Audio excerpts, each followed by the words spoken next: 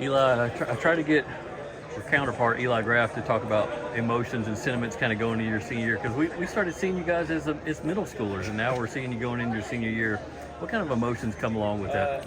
All of them. You're happy that it's your senior year, but you're also sad for the same reason. And like you said, we've been around since middle school. I feel like I was in 8th grade, and you guys were on us on the Bearden Championship game yesterday. But I think that this year you got to be able to keep emotions in check to make sure you achieve your goal. I think you can't get too big-headed. I think you have to stay leveled and approach every day as it comes. After last year, I know you and I talked, and especially after you committed, about just making the transition to college football. And I can kind of see it in your body that you've been putting in the work. And where do you stand in terms of overall satisfaction of what you wanted to achieve, just adding to your physical attributes, your speed, and your frame? Well, if you ask me, I would tell you I'm nowhere where I want to be just yet. But I think that I would tell you that every time you ask me that question. I think that you have to really work hard for what you want, but you can't ever be satisfied. I've improved my body. I've improved my abilities this year, but I think that they can only be improved more. And I think that it's important to make sure that I'm still doing that as the season goes on into college. How much do you, and I'm sure you've done this in previous seasons as well, teach new guys around you? Covering 7-on-7 the other day, there were new faces at wide receiver position. Even though I know you play tight end, how can you help bring about those guys and get them up to speed? I think it's about just knowing the offense. We've ran the offense that we've been running since my sophomore year. That's when Coach Sweetland first put it in, and I think that me and Graff, we know the offense just as well as Coach Sweetland does.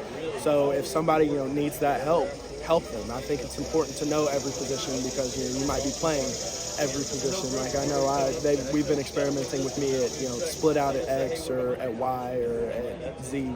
Just different things. I played a little halfback in spring ball, so I think it's important to learn every position so you know what to do and you can help with whatever. Back when you committed to Michigan, I know you were all in on that, and of course they had a coaching change, and that's a life lesson, especially what it could possibly be like in college, just always change. What did you have to learn about yourself and about Michigan to keep you there and kind of make you stay fully invested? Nothing at Michigan changed. When Coach Harbaugh went out to LA, a couple coaches left with him. But I think that Coach Moore was able to do his job and keep Michigan men in the program, and I think that that's what attracts everybody. We've got one of the best recruiting classes we've ever had right now. So I think that all is back on Coach Moore and what he's been able to do in his, 5 months since he's been hired.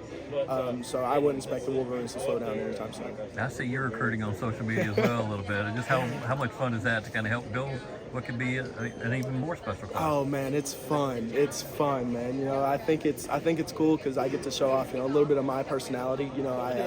I don't have to be so boxy and cut up and square. I can flare, myself a little bit.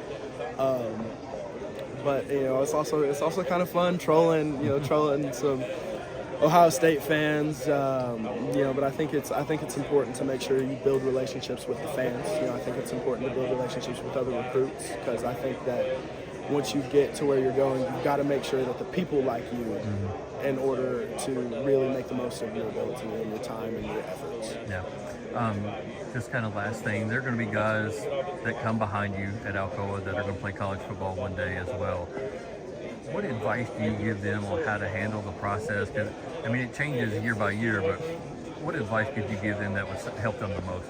I'd probably give them the same advice that Greg Carroll gave to me, and that's to understand that you are special, but that you can't act like you're special. You have to act like you're still at the bottom of the barrel and you're fishing for a way out. You need to get out, and you need to take every single day and work as hard as you can.